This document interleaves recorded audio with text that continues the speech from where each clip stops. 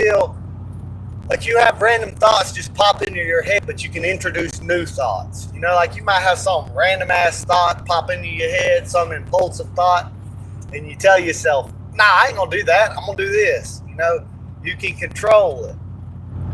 And you can push it to another direction.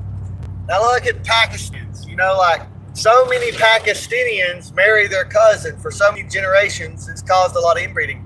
But if you're a Pakistani, you don't have to marry your cousin. If you're in England, you know almost all the rape gangs that rape little British children are Pakistani. But if you're Pakistani, you don't have to do that. What I'm saying is you don't have to be a statistic. You have control over your mind. One time, I had a drill in my hand, and I had this intrusive thought just come into my mind, just like drill a hole in this porch for no reason. Normally that don't happen, but it just did. But I didn't do that. I said, no, don't do that. You know, like there's some things that we can't really help. It's just like in our DNA. It's like every time I go by a pool at a job site, I want to jump in and swim. It's hot. I love to swim. I love to be on the water. I love to be in the water 5 hours a day, like when I was on my dad's boat. But I just have to tell myself, don't do it. Don't jump in that water. You know how like a Labrador, they see the water, they're going to jump in? That's how I am. I love to swim. It's just natural to me. I just love it. But it ain't always the time to swim. And so what I'm saying is, sometimes you got to make some changes. And sometimes those changes are not what your culture wants you to do. It's not like your family. It's not nothing, but you influence the path of your evolution and your development. And what you do is going to affect the lives of your children. And so if you're always pushing, you know, like an aim matters a lot. Like let's say I'm going this way and I change the direction this way. And over a short time, you don't notice much of a deviation from here to here. But then once you're way up here, it's a big deviation. Little incremental changes stack up over time. You look like Felix from Stray Kids. I don't know who Felix is from Stray Kids. I can look that up. It might give me a laugh. But hey, hello, everybody. Hello, Ravenheart. Hello, Bug. I saw this thing, Ravenheart, where they were showing this ancient bird that they say is the ancestor of a raven, and they were saying it was a thunderbird. Now, this was in a quick, like a YouTube short or something. I didn't go fact check it. I didn't see if it was real. But this bird was like taller than the man, and they had him up on a thing, and they were saying they was calling it a thunderbird, and they were saying that that's the ancestor of the raven. I've seen the dragonfly with the 2-foot wingspan. There's a lot of gigantic animals back on the fossil record. There seems to have been a time when there was more atmospheric pressure and more oxygen, and a lot of things got a lot bigger than they are today. What's up, dog?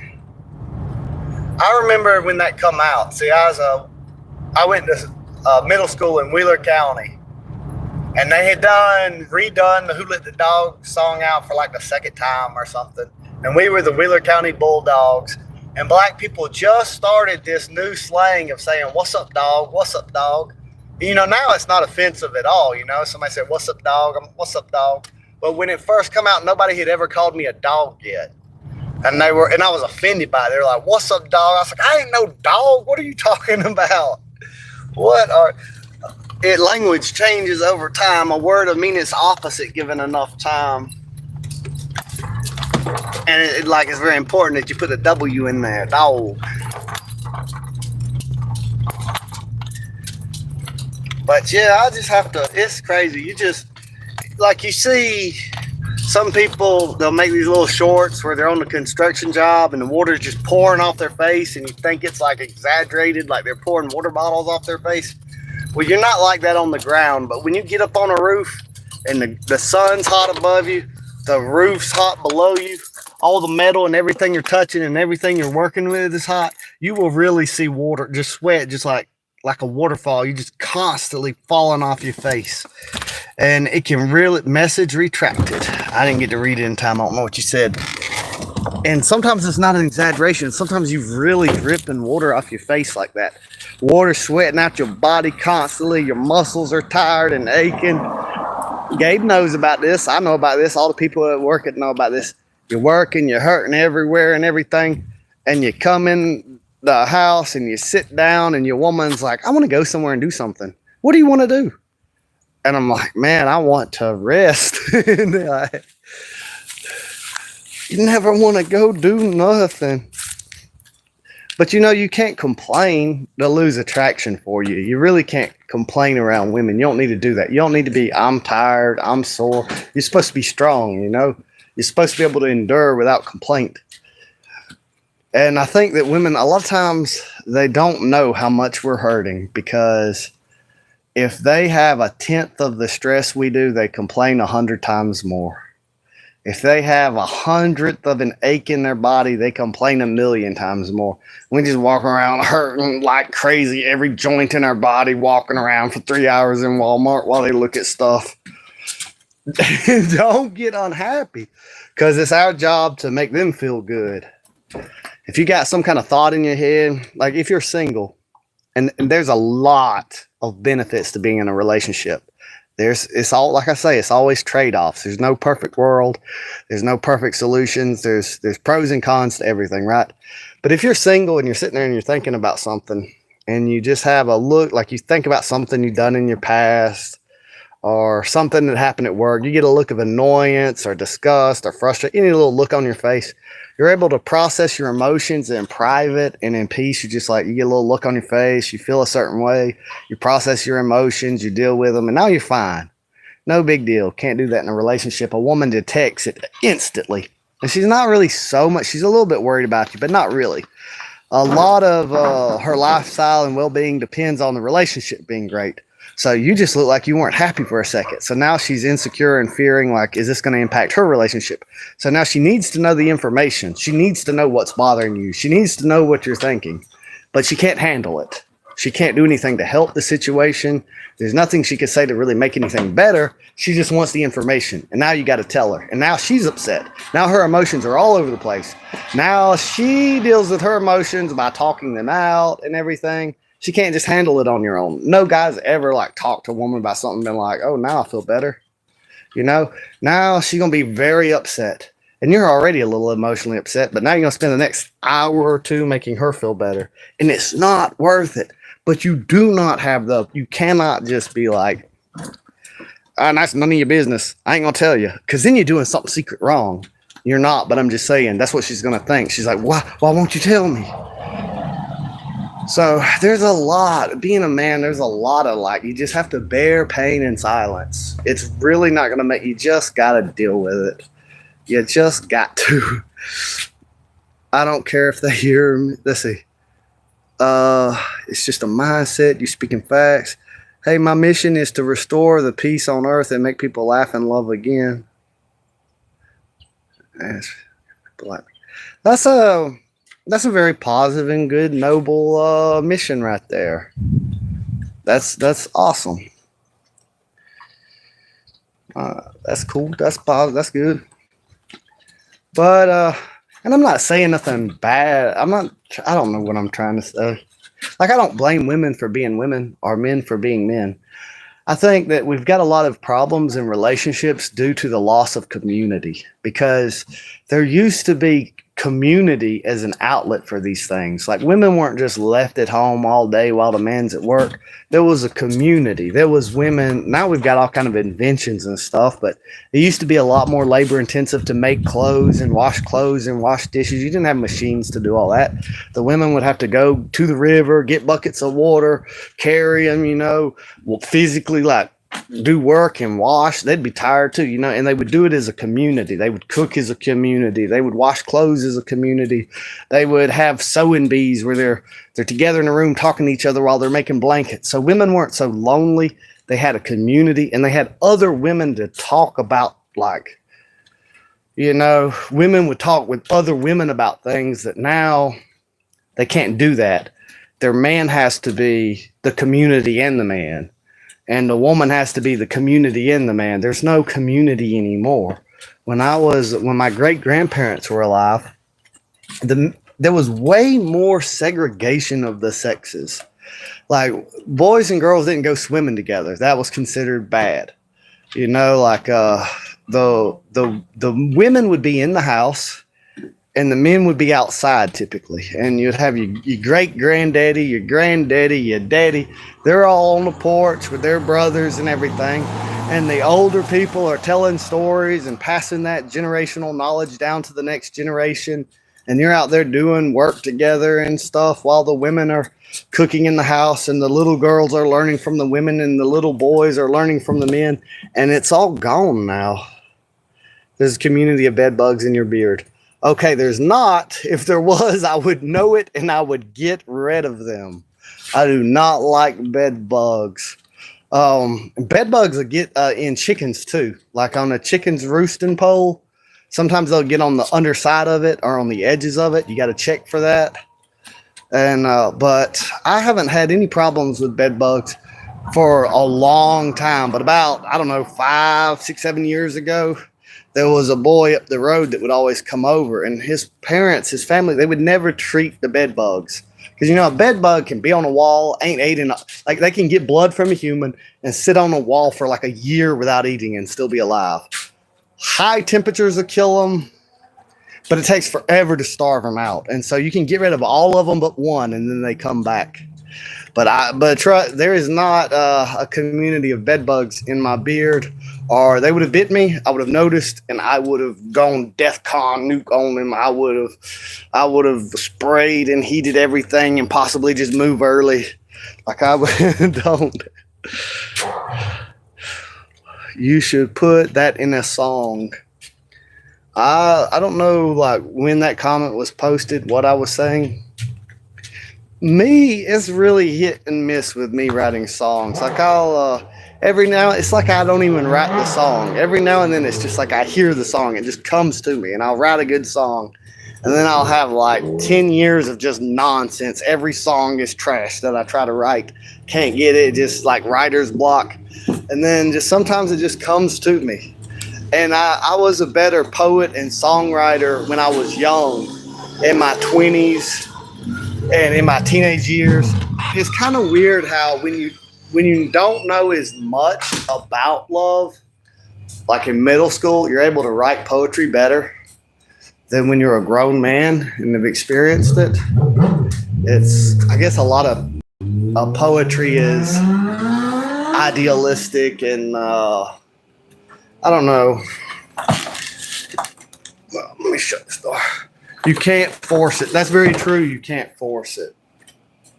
That's a problem. Like in school, you got a creative writing assignment, and it's all forced, and there's deadlines, and you've got to do it and all.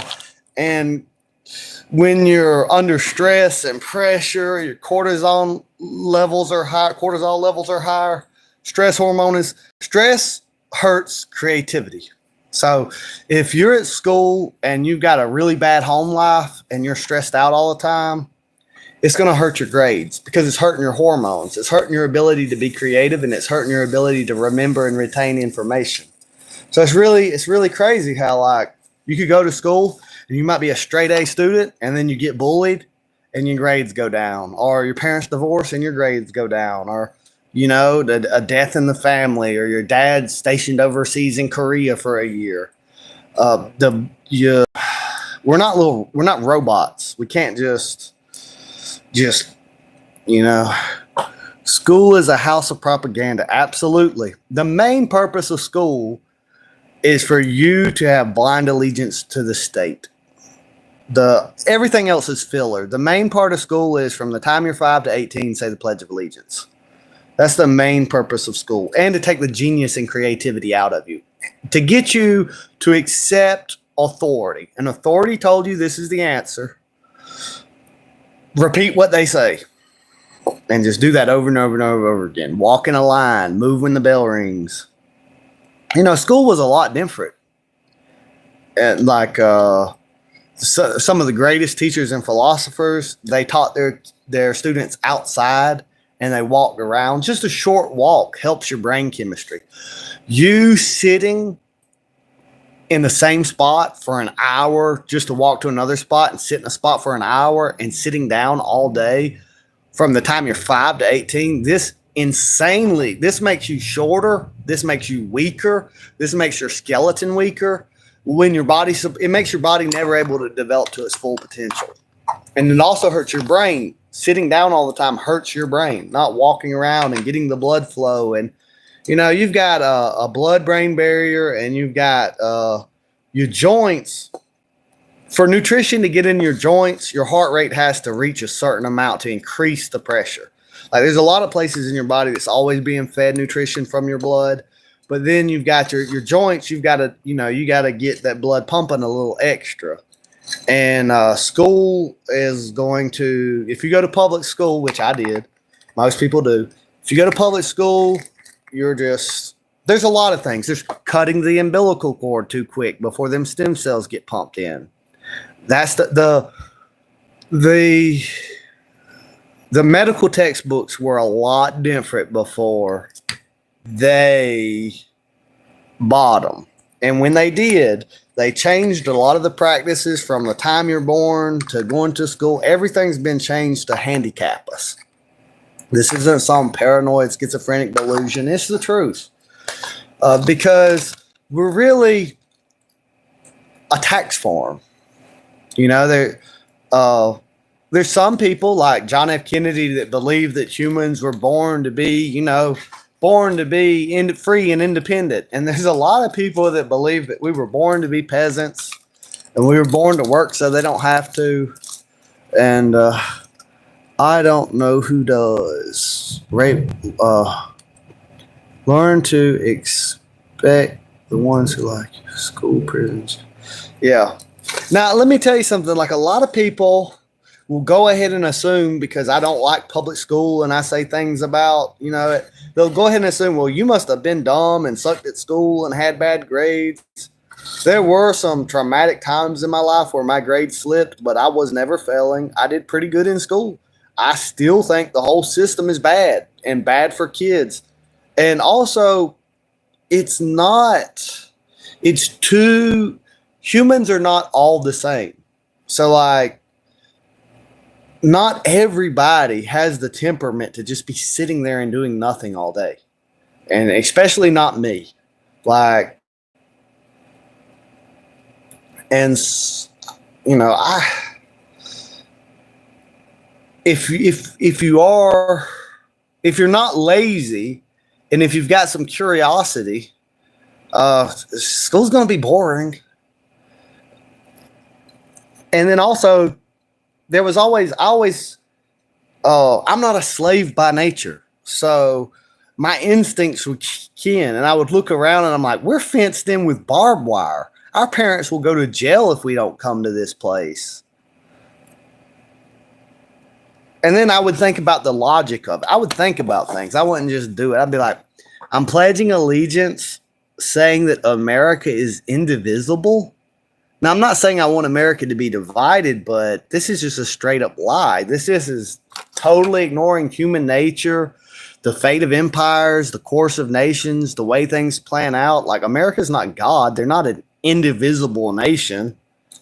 This, for liberty and justice for all. That's a good ideal. It'd be good if there was liberty and justice for all, but I'm going to, a deer jumps out in front of me before I can do anything about it, breaks my headlight.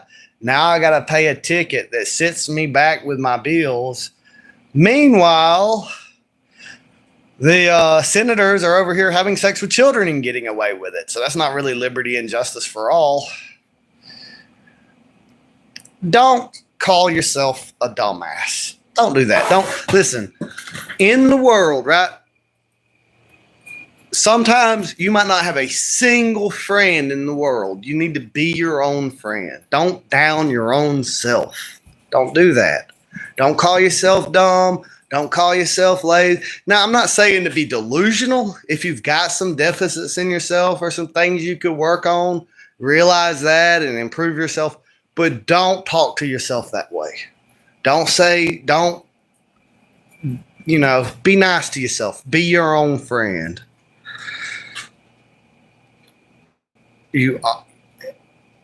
You own your own business,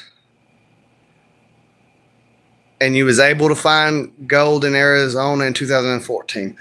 I wish you would have said that sentence without saying my dumbass. Because, like, don't call yourself a dumbass. Roblox is under lawsuit for that.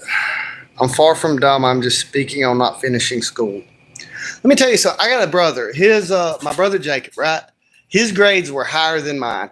He had 100 average in every subject. It's just insane. He just always had 100 average in everything. But he said he wanted to go to work. He didn't want to go to college and go into debt. He's a logger now. He makes I think he makes like $800 a week logging. And he's got to because he's got 4 kids. But he was like, and he could have graduated. But like a year before and I'm not saying do this, right?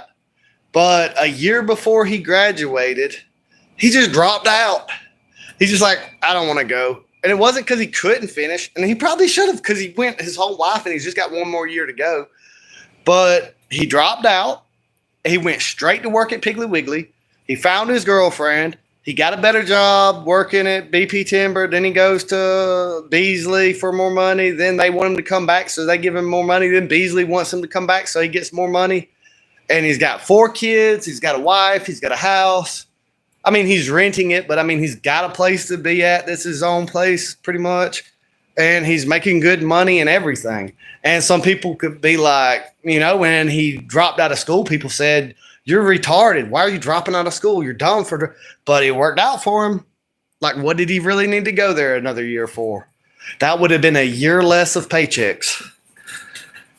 I stopped school and went to work because I had to and don't regret any of it. See, sometimes that's nothing wrong with that. Like everybody tells you the model of what you've got to do, but you can't let other people live your life. You really can't. I had to learn. I had so much pressure from when I worked at J&K. They were very nosy. They didn't have kids. They were an old couple that didn't have kids, and they wanted to. It wasn't like a normal boss. Like, they would be extremely nosy and want to know every detail of your personal life. And they controlled your check and your promotions and everything and your hours and all. And they would get offended and butthurt if you did not tell them. So you're in this weird position where it's like, I don't want to tell you anything about my personal life, but if I don't tell you, now you're pissed at me. And then they would always want advice. And some people can give advice, and some people shouldn't even give advice because they need you to follow their advice to feel validated, and they get offended if you don't follow their advice. And they just try to control, like, they thought I should move and live somewhere else. They thought I should have different friends. They thought that the land that I bought from them, that I should be using it. Like, they wanted me to build houses on it, and I wanted to plant fruit trees on it. And my brother was doing like everything they wanted him to do, and it overloaded him. Another brother, I'm the oldest of 7, 1 sister, the rest brothers. And he just got burnt out, and he quit the job probably about a year before I did because he just couldn't handle the load of all their expectations and and I told him, I was like, you can't let other people live your life. Sometimes you just got to tell them no. Sometimes you just got to do your own thing, You only got one life. Don't give it to everybody else. Don't let everybody else's expectations. And sometimes maybe you're wrong. Maybe you make a wrong decision. Maybe you should have listened, but at least you weren't a slave to everybody else. At least, you had sovereignty over your own life. And then if you don't, you're always going to wonder, well, if I would have done what I wanted to do, what would have happened? I wrote my own language in symbols. I did the same thing. Twice. And I made there was this gray clay up under the creek behind my dad's house. And it was just really easy to like scoop that gray clay up together and press it into shape. And I had a little screwdriver and I could press like lines in it. And I made me a little symbol language because I had a lot of brothers and stuff. And I had, teachers, brothers, people wanting to read over my shoulder. I made myself my own language so that I could have some privacy.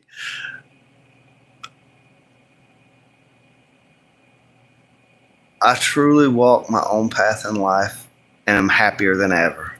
Same, brother. That's how you gotta be. Or sis, Mud Daddy, I'm assuming you're a man, not a woman. Oh, Mud Daddy 420. Now look, I quit, started again, quit, started again, but I'm not doing no 4 a day no more.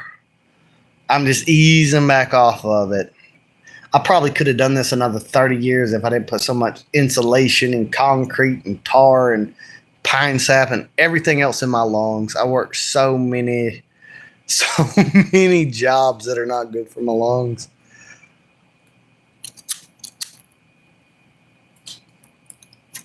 They have not deleted my channel yet. I'm getting away with saying these things. Somebody told me, say something against homosexuality and they'll delete your channel. I don't want my channel deleted, but I'm really surprised because I swear, just like 4 or 5 years ago, when that Jewish woman, I think that now they got some kind of Indian man over the whole community standard. They used to have this Jewish woman over it after Google bought it, after Google bought YouTube, and you would just get deleted so fast. And this new guy seems to be more cool. He seems to allow people to have a little more free speech. You're allowed to do whatever you want on your channel. You just can't put it under there. Oh, so I always put that my channel is not for kids, and that's what keeps me safe. And I also don't have it monetized. You're good as long as they're not reported. Yeah, my channel being small probably helps me. If I get enough people on there, there'll probably be somebody to report me. I think my Facebook problems, some of them were, I just have like some people that were just angry at me that just made it their mission to report everything. I used to be a Christian Zionist. I used to be so supportive of Israel, but I didn't know a lot that I know today. And I had probably 15 different Jews on my Facebook that we were friends. It was like the Muslims are the enemies of everything and all, and we was getting along just fine. And then I start figuring out certain things that are in the Talmud. I had a friend named Robert, a Jew. He was like Robert Krish. I can't say his last name. I don't know. Something sounded Germanish, kind of. And Reverend Jesse Jackson was, and I do not support a lot of what Reverend Jesse Jackson says.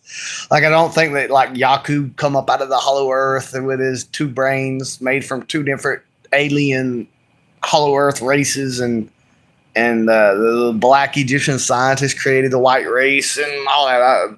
Off of Mac, there's a lot of stuff he says that I don't agree with, right? But he was saying that Jews had a monopoly of ownership of the media. And my Jewish friend got really mad about him saying that. And so I just looked to see if it was true, and it was true. So I private messaged him. I'm like, what about this is true, And we started to, there were just different things that would come up over time to where we were really good friends. We talked on Messenger all the time. But then he would just want to like not see stuff that was true and call people racist and all. And it's like, this is true, dog. Like, look, it's true. And we had a break in our friendship to a certain point because it got to be a certain point that I just could not deal with the audacity of the lies. And I just had this big old long rant and instant message. I'm like, your people have a God complex and a victim complex at the same time. You have so much blood on your hands. What do you mean you're like it's like like you're only looking at what happens to you, and you're ignoring all the millions of people that y'all killed in these communist revolutions and all this stuff. It's like, come on now. Your nation has a history of genocide from the beginning. You're freed from slavery into Egypt. You go right to enslaving other people, killing every man, woman, and child to take Canaan. Like, you don't think that maybe some of it was some karma. Maybe some of it was reaping what you sowed. Maybe not some of it. But so we're not friends no more. And then there was like a long time where I could never have a Facebook without like 15 different Jews reporting everything I said and losing everything. And then I had some exes. It's probably some of my exes doing it too. And then I just quit. I had Google ban me for a whole month from all Google apps, all Google services. That's a lot more than you think it is. That's like everything. It turns out Google almost uses everything. Like if you got an Android phone and can't use Google, I couldn't even search Google. I couldn't even use Google. Like Google had just banned me because I knew a lot of combat veterans from the Iraq and Afghanistan wars, and they were at my buddy's house. And I was just telling them about the USS Liberty. And I was talking about when you look it up on Google, their algorithms, this and that and whatever. And then, boom, it just went silent. I was banned for a month. No email, no YouTube, because YouTube is Google. No Google search, no email. You know how much other things are connected to your email, and then you can't use that? And it was just so hard to do anything. It was like super inconvenient. So when Google unbanned me, it was like they was letting me know. They was like, look, we can do this to you. That was like probably a solid year. I just barely would say anything controversial. And it was because the only reason I had a long distance friendship that I was using Messenger for, and I wanted to be able to use Messenger. And the only way they would give it back to me, and I shouldn't have done this, but I did, is they needed both sides. They needed my ID. I had to give them my ID so they know like who I am if they got to kill me, like exactly where to go to let me have, what are you saying, Paul in all caps for? So, you know, that was the price to get back into the system and all. It's like they got to know my address, my face, where I live, who I am, who exactly I am. And then there was about a year of I wouldn't say anything, and then I just couldn't. It's just me. It's not. The more you tell me I can't say something, the more I'm just going to itch to say it. Even if it's not even relevant. Like in this video, like think about what I started talking about in the beginning. What does Google have to do with any of it? Nothing. But it still irks me to this day that they just silenced me like that. They just...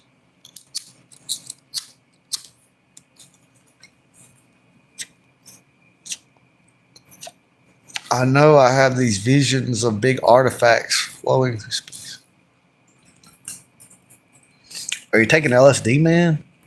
Or are you just like dreaming? Or are you just like, you know, in your mind's eye, like imagining visions of big artifacts flowing through space, and they're like a mirror and rectangular? Is it from those news headlines of them saying that aliens are coming? You know, since Ronald Reagan went to the, I don't know if it's the General Assembly. He went to the UN, and he gave this speech talking about how all the nations would put their problems aside if we had an alien threat. And there might be aliens on the way. I don't know, but I really think that there's going to be a false flag, fake alien, like to justify getting rid of national borders and having a global army that's strong enough to overthrow every nation. They're going to probably fake some alien stuff to get that amount of control.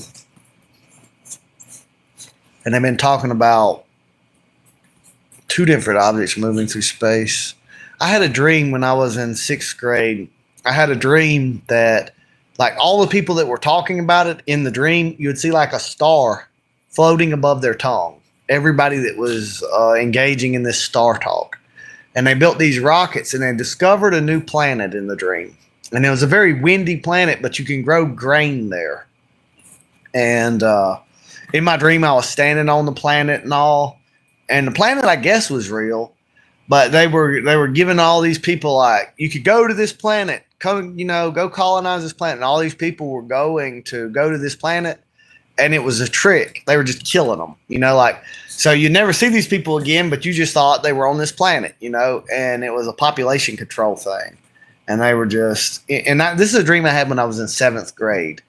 And it's just a dream. It's not real, or maybe it is real. I don't know. But it always, from then on out, it gave me a certain bias in the way I interpreted anything about space, because I had this fear put in me from this dream that they're going to try to trick me to go to this other planet, and then they're really just going to kill me. So every time I hear about any of that, I got this.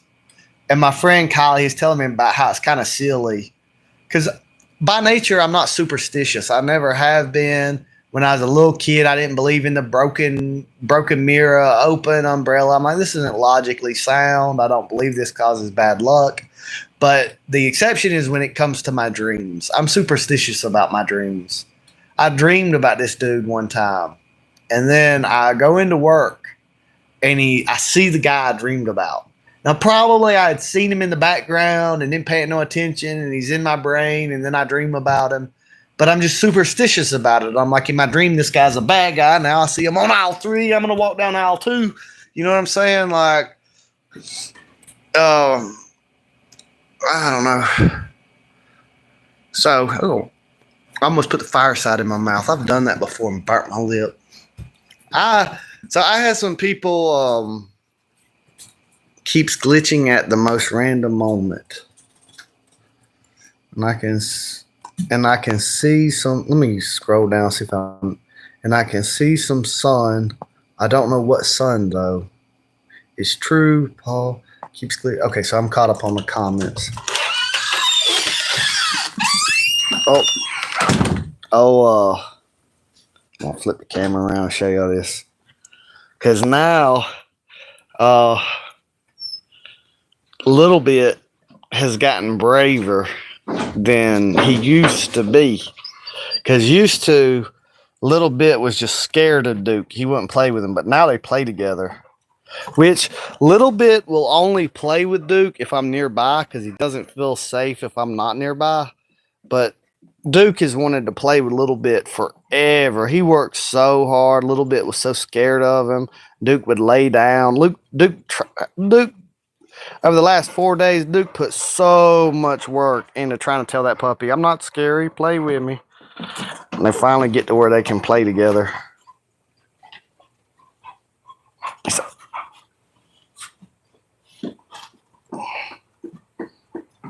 But Duke don't let Dolly play with the puppy. He's like, that's my puppy to play with. Dolly was playing with the puppy, and Duke went and barked at her and pushed her out of the way. He's like that about food, too. He's like, all the food is mine. All the puppies to play with is mine. Everything is mine. Brittany was so scared. She's like, Duke's going to kill Little Bit, and Duke just won't. Like, Duke played with a little baby quail and didn't hurt it. He just doesn't. He's a big dog, but he just ain't got no meanness in him. When he was a puppy, every person he met was like positive and played with him and petted him, and every dog he met wanted to be his friend, and he's just always befriended everyone. He just don't have it in him to just hurt that puppy for no reason. And I think that it has something to do with me, Ravenheart, and you didn't read the comment above yet. One of them says message retracted. Like, I read the comment that said, now it shows 0. The comment above. Let me go all the way to the very top. He doesn't. I'm a drywall finisher. So is my Uncle Chad. Okay, I'm going back up because it said, was that Dolly? Yeah, Dolly over there. Dude, gonna get you. I'm trying to think. One of the messages says that it's retracted. You're almost at 200 sub. It was Dolly was playing with it. I think he bit Dolly actually, or was it? It might have been the other way around. I don't know. Okay, I see this. I saw the comment, and I don't know if this is the one you're talking about, but I saw the comment that says, no girl that likes me ever liked me back. That is common to man. It's the thing is, when you like a girl too much, it's impossible for you to be in your masculinity around her, to be dominant before her, because you're so worried about it working out. You're so worried about, what if I don't say the right thing? And then you become subservient to her. You're trying to please her. You're trying to be good enough. And in you trying to be good enough, she feels like she's better than you. And you feel that too. You feel like she's better than you. And that makes it not work out. That's the problem. You've got to get over that. And it's every man goes through this. Every man, all the women that you want the most, you feel inferior to. You feel like they're better, that you've got to prove yourself to them instead of them trying to prove themselves to you. So you've got to either get to where this is common. This is very common, that the girls that you like don't like you back, and the ones that you're like, they're okay, but I'm not too crazy about it, that's the ones that'll like you. And so you either have to get to where you see yourself as being worthy of it and better than, or it's just because you can't really act like the man in the relationship when you see her as being like so super valuable, because you stress it too much. You're like, what if I say the wrong thing? What? And you don't just take action. You're overly cautious because you're like, I might mess something up. I might do something wrong, you know? And a woman that's really into you gives you more grace. You can make more mistakes and it be okay. And so, but I mean, you could get the same type of woman, but it's something has to change in your mind first, to where you don't see them as on a pedestal first. It's that's just how it is. Every man in the world, that's how it is. The ones that you want the most are not going to want you, because you're not going to act the same way towards them. You're not going to act like you're you're not going to be a leader. You're not going to be dominant. You're not going to be decisive. You're going to be cautious. You're going to be a pleaser. You're going to be, you know, so but in time, you know, you'll be all right, dude. You'll get a woman. Just see, like, it's in your 20s, and when you're younger than that, you're super horny, and it seems like you've got to get a woman. You've got to get you know, like, you need help with things in your life. You imagine, well, if I had this woman, she could help me with this and that, and really, it's just like a whole nother set of but just develop yourself. Like, if almost any man, if they could, they'd go back in time in their teenage years and 20s and stuff, and they would spend less time and effort pursuing women and more just getting financially secure. A lot of young men will say, well, I don't want a gold digger. Nah, just like, use now to get your finances settled out, to develop more skills. So like in your early teens and your 20s, all the time you spend chasing women, if you would have learned how to, like, be a mechanic, build houses, you know, and it don't have to be that. It could be any skill. Just like having more skills, you're going to have more confidence, and women are going to be more impressed. And you're not going to be, and also men will be worried about, well, I'll get too old. And what if I get too old? Women don't want us for the same reasons we want them. And so you've got a lot more time than you think you got. And you increase the quality of women you can if you get the skills first, you get the money first, and then go after the women. And don't get too, and the thing is, right, and this is true, I swear it's true, and men would tell me, like 50-year-old men would tell me this when I was in my 20s, but I wouldn't listen to it and I wouldn't believe it, right? So like a woman, when she's like 18, all the men are after her when she's 18 to 24, and it starts to slack off with time. But with men, it's the opposite, right? Now, of course, it falls off after about 55. But when you're a man, it's completely different than a woman. With a woman, everybody wants them from 18 to 24, and it slacks off. With a man, you'll find out that when you get in your 30s, all kind of women start coming after you as you get up older.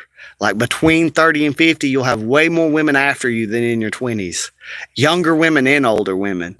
It's easier to get with an 18 to 24-year-old woman at 30 to 55 than it is at 18 to 24. They're different. They want maturity. They want competence. They want you to have developed the ability to provide and protect and to give them a certain type of lifestyle. And it takes time to develop this. It takes time to get in this kind of position. And so if you're a young man like you are and it's not working out with the women, don't worry about it, because I'm telling you, as you get a little older, it'll just get easier. Now, I'm not saying wait till you're over 55. It starts to drop off after that. But just don't worry about it. Just develop your skills. The thing I'm about to die, your natural abilities, your passions will dictate your knowledge and your skills. Just develop and improve yourself in situation. Because like when you're a young man, you might think you want a woman till you get one. It's good. It'd be easier if you've done the other stuff first. It's easier to get the job in the house before the woman, then get the woman and then try to get that, because women need a lot of attention, and every single skill you're developing and every single hobby that you have, she's going to be jealous of, because it's going to be in competition with her for time and attention. So while you're trying to educate yourself and you're trying to build skills and you're trying to have the time to grow money on the side and all that, she is going to be in the way of all of that. And then when you're successful in spite of that, she's going to say, well, there's a good woman behind every successful man. But that's really, once men get successful, then women want them. It's not really that women give you your success. The truth is they're in the way of all of it. They want attention. They want time. But what's life without women? They make life better. They turn the house into a home. I'm not downing women. I'm just saying women impede success. They do not aid it. That's just sort of like, there's a lot of women that don't accomplish anything. And so they want to feel good and they want to claim the success of their husbands that really doesn't belong to them. And so I'm just saying, like, maybe I'm saying too much off of that one comment, but I'm just saying, don't worry about it. You're young. Your channel's growing fast. You're an interesting guy. You've got charisma. It'll be all right. But what I'm also going to say is you're I don't know the word for it. Your mental temperament. I don't know. It's going to change over time. And you're just, through competence increasing, your confidence will increase. Now, a woman can't tell the difference between like narcissism, confidence, where you're just arrogant. You're confident when you shouldn't be. And then when you're confident because of skill or competence, women can't tell the difference. So it'd be kind of frustrating, because you'll see a lot of like loser type men that just lie and women believe this shit. And you'll see that these really terrible guys get the women just because they're arrogant. But just don't worry about it. Just build your competence, and your confidence will come with it. And then when you've built up a little more success, like just owning some land, or just little things, just the fact that you know how to fix your car if it breaks. These little things add up, and they'll increase your confidence with women. And also, it's kind of like I don't want to say like a drug, but women are kind of like a drug. Like when you're young, you get too high off of women. When you're too horny, you get they can throw you off your emotional center too easily. They can manipulate you too easy when you're real young. And so when you start to get into your 30s, and I'm not saying wait till if you find a great woman in your 20s, go for it. I'm not saying wait till you're 30. I'm not saying that. But I'm just saying that while you're a young man, you're playing life on hard mode when it comes to women. It's so much. You just, like, when women get 30 and over, they're playing life on hard mode in the dating realm. But with men, it's the opposite. It's going to be your hardest in your teen years, in your 20s. And then when you're 30, 40, and 50, when you think you would be too old and they wouldn't want you, you'll be surprised at how they want you. Now, like the young women, they might not want their friends to know, but they're all thinking the same thing. They all want older men. And America and Europe is kind of different, because we've had all this cultural Marxism, and we've had all this sort of, just a bunch of old women that have aged out that are just like pushing this. Men, they can't get the men they want younger women, and they can't get those men anymore. So they try to tell all the other women that an older man just wants you to be manipulative and all that bullshit. But it's not like that around the rest of the world. Around almost all the rest of the world, it's just natural that 30-year-olds get with 20-year-olds. And I'm just saying, that's how it was with me too. And almost any man you ask, through most of his life, the women he wanted the most didn't want him. But it was not because they wouldn't have wanted him. It's because you just can't get your mind right to act a certain way because you stress it too much. And then when you, I don't know, you really, there's a certain amount of negative experiences you have to go through that can't be avoided before you'll really change to be the type of man that can handle women. You really have to get to a point to where, but I'm not going to say too much more about that. I'm kind of done with that. I'm going to quit streaming because I got to pee, and Brittany will be pissed at me insanely if I pee on a live stream. I wouldn't show it, but I'm just saying, just the fact, like, she probably, anyway, I'm just going to get off the live stream. But wait, whoa. I need to read those comments and see if I missed any. But some of them say retracted, and I don't know if you deleted them or if I didn't read them in time. I don't know exactly what comment that I'm missing. I do have my email. I've got an email up somewhere on my page.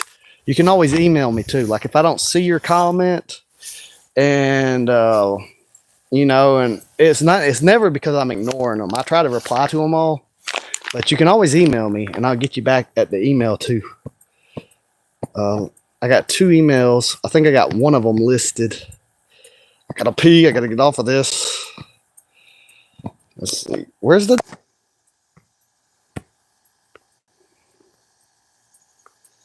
I thought the X isn't... There it is.